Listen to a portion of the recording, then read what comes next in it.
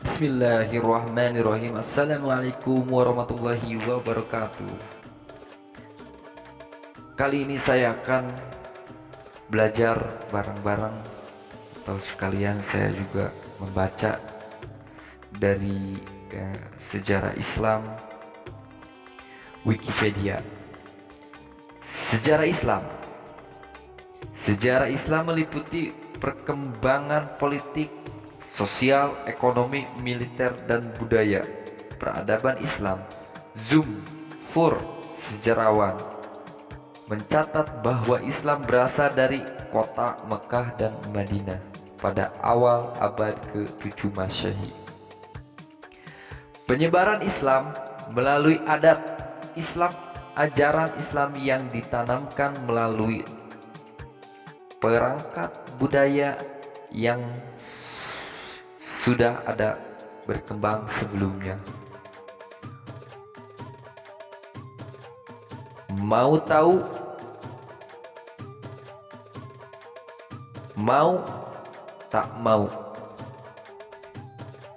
menyisahkan warisan agama lama dan kepercayaan yang ada, yang tumbuh subur di masyarakat pada waktu itu, untuk melestarikan kemudian dibersihkan dari an-nasyir, syirik atau pembersihan an-nasyir. Syirik ini merupakan satu upaya untuk meneguhkan konsep monoteisme atau tauhid dalam sejarah Islam.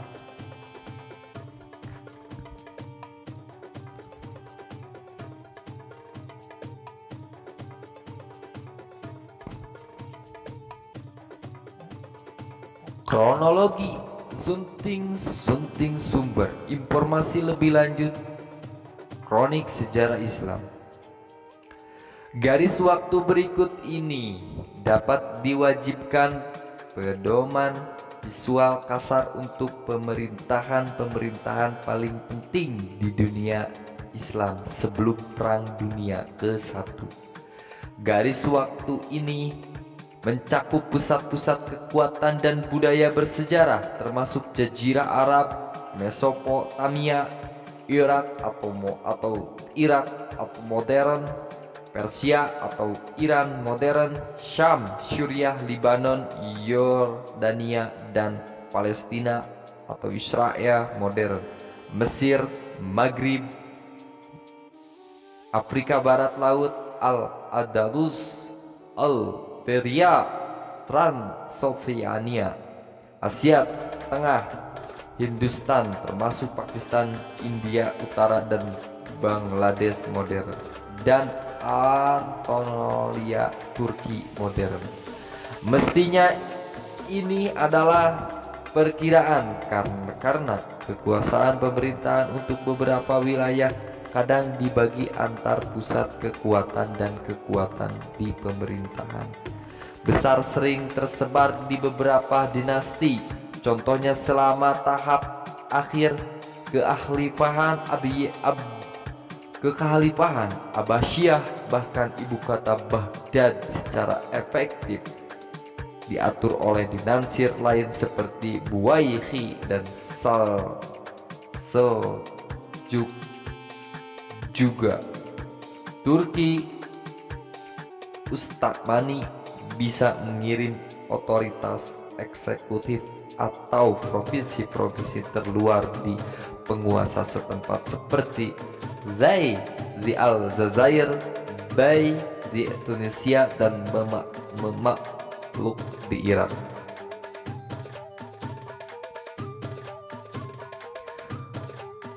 Wilayah Arab. Tanggal adalah kira-kira rujuk artikel bersangkutan untuk detail. Jadi wilayahnya Arab, Mesopotamia, Persia, Syam, Mesir, Maghrib, Al-Andalus, Transylvania, Hindustan, Anatolia. Sumber awal dari historiografi. Kekurangan sumber tidak menjadikan kejadian periode awal-awal sejarah Islam. Misalnya sumber historiografis paling penting asal-usul Islam adalah karya Al-Tahbari. Meskipun Al-Tahbari dianggap sejarawan cakap menurut acuan zaman dan tempatnya, dia menggunakan secara bebas sajian-sajian mistis, legenda, stereotip, tradisi, dan polemik mengenai materi subjek yang bagaimana juga secara Islam bisa diterima. Dan dia menjelaskan permulaan Islam, padahal dia terpaut beberapa generasi setelah peristiwa Al-Tahbari meninggalnya 923. Beragamnya pandangan mengenai sumber-sumber tersedia memicu perkembangan 4 pendekatan berbeda terhadap sejarah awal Islam. Masing-masing memiliki pengikut sampai hari ini. Metode deskriptif menggunakan garis besar tradisi Islam sambil disesuai untuk cerita-cerita mukjizat dan pengakuan yang berpusat pada keyakinan dalam sumber tersebut. Edward Gibbs dan Gustav Well mewakili beberapa sejarawan awal yang mengikuti metode deskriptif. Pada metode kritik sumber ada pencarian komparasi terhadap semua sumber untuk mengenali sumber mana yang lemah dan karenanya membedakan material palsu. Karya William Montgomery Watts dan Wilbur Medeluk adalah 2 contoh kritik sumber. Pada metode kritik tradisi yang diyakini dalam sumber didasarkan pada tradisi lisan dengan asal-usul yang tidak jelas dan sejarah periwayatan, sehingga diperlakukan dengan sangat hati-hati. Ignace Goldziher adalah pelopor metode kritik tradisi dan Uri Rubin menjadi contoh kontemporer. Metode skeptis meragukan hampir semua materi pada sumber tradisi. Segala kemungkinan ini sejarah dianggap terlalu sulit untuk diuraikan dan material yang dibuat-buat dan stories. Contoh awal metode skeptis adalah karya John Van Sprong. Hari-hari ini masing-masing metode populer memiliki cakupan yang berbeda. Pendekatan deskriptif lebih populer untuk perlakuan gambaran, namun semua sejarah awal Islam, metode kritik sumber dan kritik tradisi lebih diikuti oleh ilmuwan yang memperhatikan permulaan Islam secara mendalam. Setelah abad ke-8, kualitas sumber-sumber meningkat. Sumber-sumber yang membahas masa awal dengan kesengajaan masa adat, dengan kesenjangan masa adat dan budaya yang cukup lebar tersebut sekarang mulai memberi catatan yang bersifat semakin kontemporer. Kualitas catatan sejarah meningkat dan sumber-sumber dokumentasi baru seperti dokumen resmi, peninggalan zaman sejarah, pusaka pada Zaman penaklukan, korespondensi, dan syair-syair muncul untuk zaman sebelum bermula Islam pada abad ke-6. Sumbernya juga unggulan meskipun juga campur kualitas teks. Sumber-sumber yang meliputi wilayah pengaruh Sasania di abad ke-6 cukup buruk, sedangkan sumber-sumber untuk area Bizantium di waktu itu kualitasnya cukup baik dan dilengkapi oleh sumber-sumber Kristenan Suriah untuk wilayah Suriah dan Irak. Artikel utama Nabi Muhammad SAW. Jazirah Arab sebelum kedatangan Islam merupakan sebuah kawasan yang sangat mundur. Kebanyakan orang-orang Arab adalah penyembah berhala dan yang lain merupakan pengikut agama Kristen dan Yahudi. Mekah ketika itu merupakan tempat suci bagi bangsa Arab karena di tempat tersebut terdapat berhala agama mereka dan juga terdapat sumber jam-jam, dan yang paling penting adalah Ka'bah. Nabi Muhammad SAW dilahirkan di Mekah pada tahun Gajah,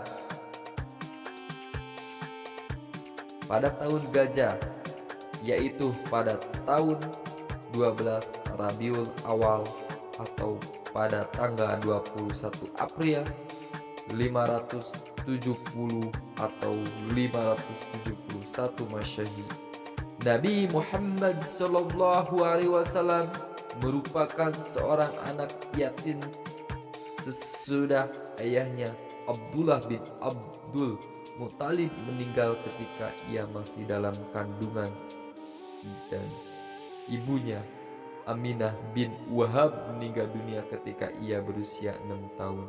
Kemudian ia diasuh oleh kakeknya Abdul Muthalib. Setelah kakeknya meninggal, ia diasuh juga oleh pamannya, yaitu Abu Thalib. Nabi Muhammad SAW kemudiannya menikah dengan Siti Khadijah. Ketika ia berusia 25 tahun, ia pernah menjadi pengembala kambing.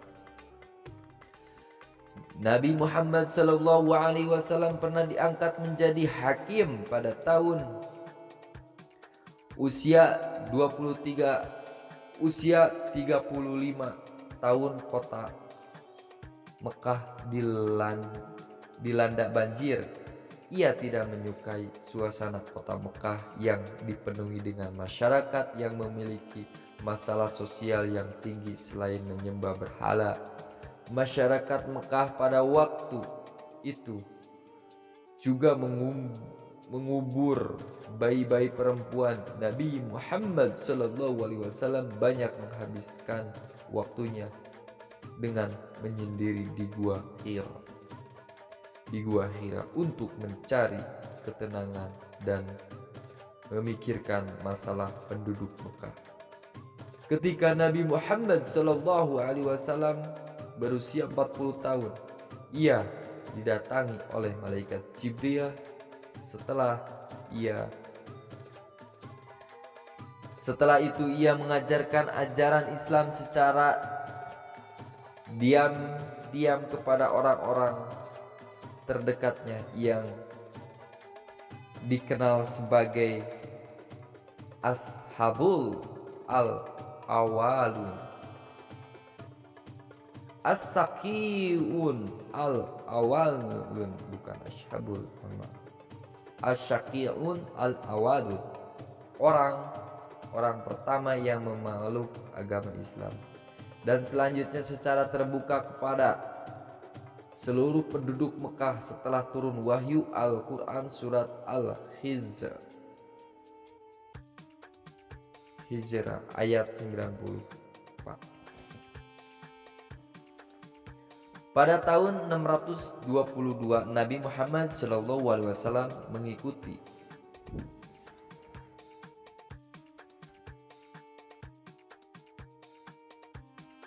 Pada tahun 622 122 Nabi Muhammad dan pengikutnya pindah dari Mekah ke Madinah.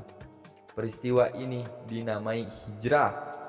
Semenjak peristiwa itu dimulailah kalender Islam atau kalender Hijriah.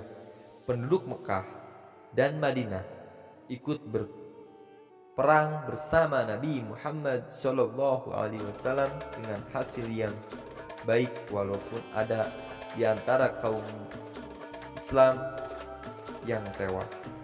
Lama-kelamaan para muslimin menjadi lebih kuat dan berhasil menaklukkan kota Mekah setelah Nabi Muhammad SAW wafat. Seluruh jazirah Arab di bawah kekuasaan Islam.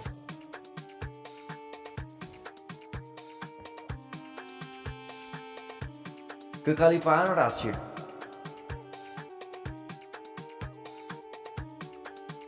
Kekhalifahan Rasyid. Setelah Nabi Muhammad meninggal, 4 khalifah bergantian memerintah negara Islam. Abu Bakar 632 sampai 634, Umar bin Khattab 634 sampai 644, Utsman bin Affan 644 sampai 656, dan Ali bin Abi Thalib 656 sampai 661. Para pemimpin ini digelari para khalifah Rasyid atau Rasyidin,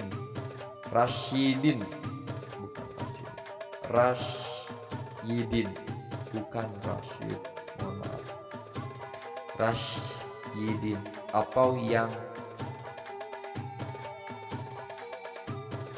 terbimbing dalam Islam Sunni. Mereka lah yang mengawal tahap awal penaklukan Islam, terus sehingga ke peristiwa Syam, Mesir, dan Afrika.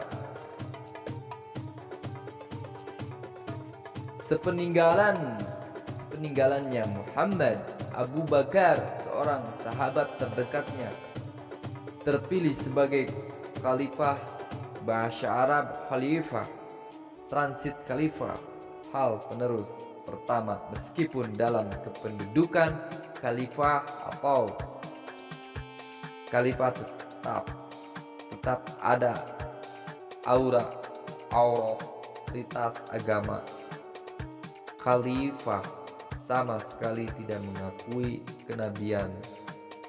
Sejumlah kepala suku menolak untuk melanjutkan perjanjian yang mereka buat dengan Nabi Muhammad SAW kepada Abu Bakar, sehingga mereka menahan pembayaran zakat dan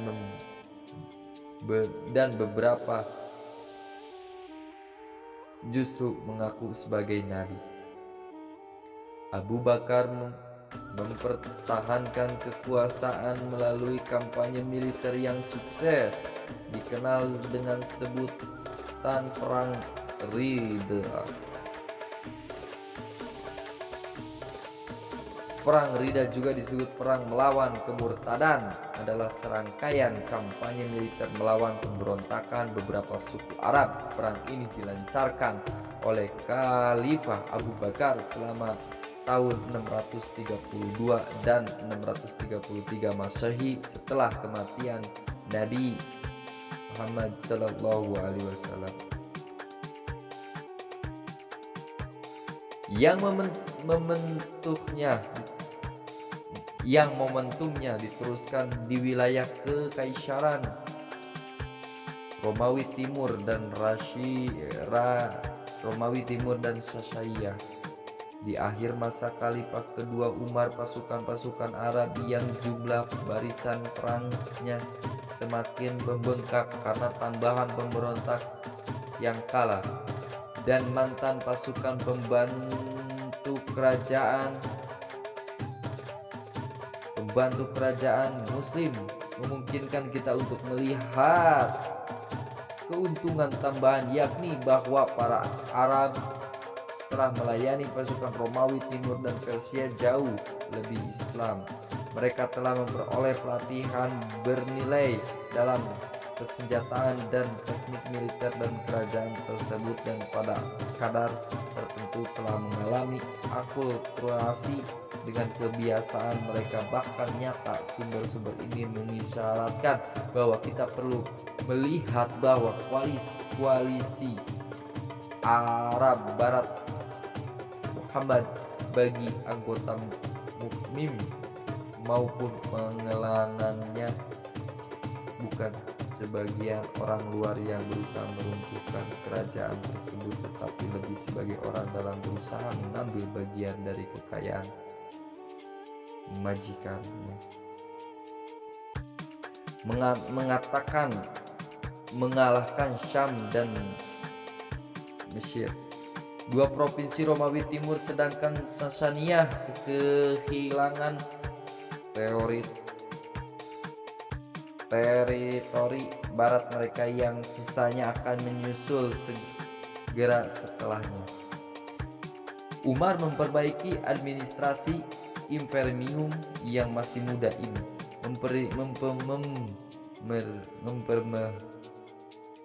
memerintahkan peningkatkan saluran intrigasi dan ikut serta beberapa dalam perbentukan kota-kota seperti Basrah dengan orang-orang miskin.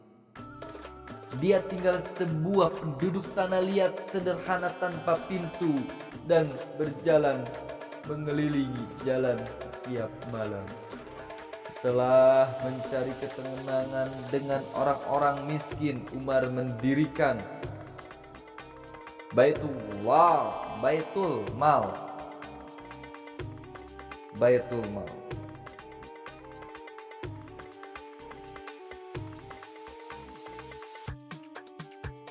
Sebuah institusi kesejahteraan untuk kaum miskin. Kebetulan lansia, yatim, janda dan penyandang disabilitas yang muslim dan non-muslim, Baitul Mal beroperasi ratusan tahun di bawah kekhalifahan Rasyidin di abad ke-7 hingga ke periode Umayyah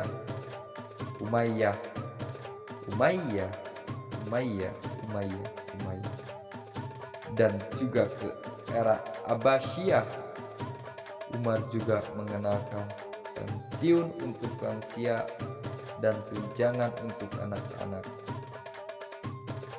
Ketika dia merasa bahwa seorang gubernur atau komandan menjadi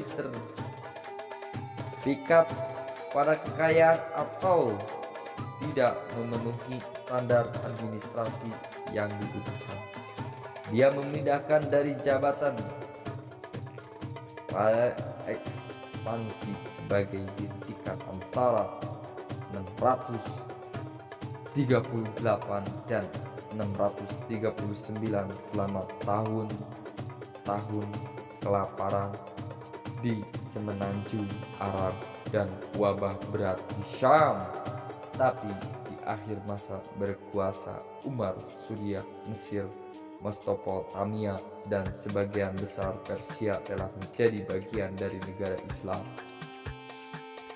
Populasi Yahudi lokal dan Kristen pribumi yang tinggal sebagai minoritas agama dan dibebani pajak, sementara Muslim membayar zakat untuk membiayai perang Romawi Timur dan Sasaniyah, seiring membantu Muslim mengambil alih tanah mereka dari Zanzium dan Persia. Penghasilan menaklukkan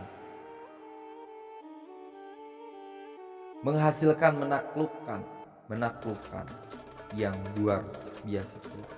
Seiring ditaklukkannya area-area baru, mereka juga memanfaatkan perdagangan bebas dengan wilayah lain di negara Islam yang tengah tumbuh tersebut. Sementara untuk mendukung kegiatan komersial pajak diterapkan pada kekayaan alih-alih pandangan orang muslim membayar zakat harta untuk diberikan kepada orang-orang miskin sejak piagam Madinah. Naskah yang dibuat oleh Nabi Muhammad sallallahu alaihi wasallam. Orang-orang Yahudi dan Kristen tetap menggunakan hukum dan hakim mereka sendiri, namun pembantu peluasan negara cepat sistem pengumpulan pajak Romawi Timur dan Persia dipertahankan dan rakyat membayar pajak per kapita yang lebih rendah dari masa Romawi Timur dan Persia. Pada tahun 639 Umar menunjukkan Muawiyah bin Abi Sufyan sebagai gubernur Syam setelah gubernur tersebut meninggal dalam sebuah wabah. Di antara 225 orang lebih untuk menghentikan usikan Romawi Timur dari arah laut selama peperangan Romawi Timur Arab. Pada 649 Muawiyah menyusun satu angka laut dengan personilnya adalah para pelaut Kristen motorisir.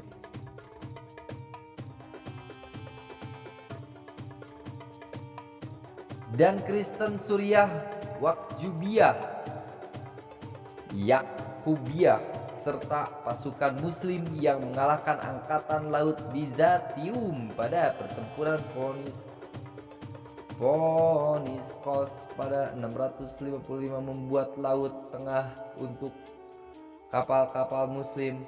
Pasukan-pasukan muslim berkemah jauh dari kota karena Umar khawatir kalau mereka dapat terikat oleh harta dan kemewahan.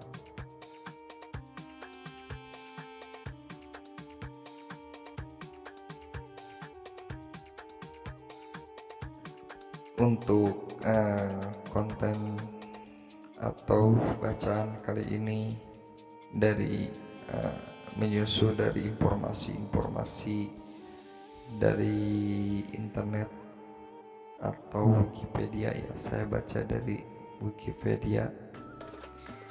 Mudah-mudahan saya dapat ilmu bermanfaat dan teman pendengar pun dapat ilmu yang dipahami dari bacaan saya. Mohon maaf yang sebesar-besarnya bila mana bacaan saya kurang cepat atau kurang dimengerti. Mohon maaf yang sebesar-besarnya. Dan kali ini untuk bacaan cukup sampai di sini.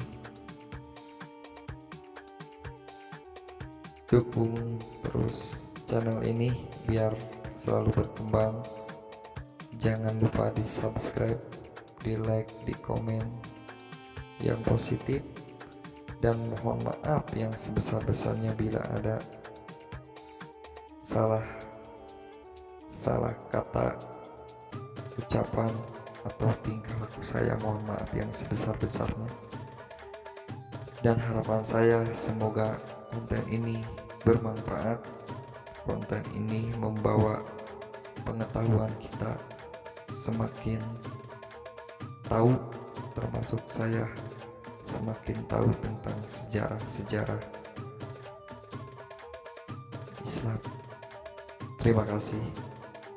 Saya ucapkan salam kata assalamualaikum warahmatullahi wabarakatuh.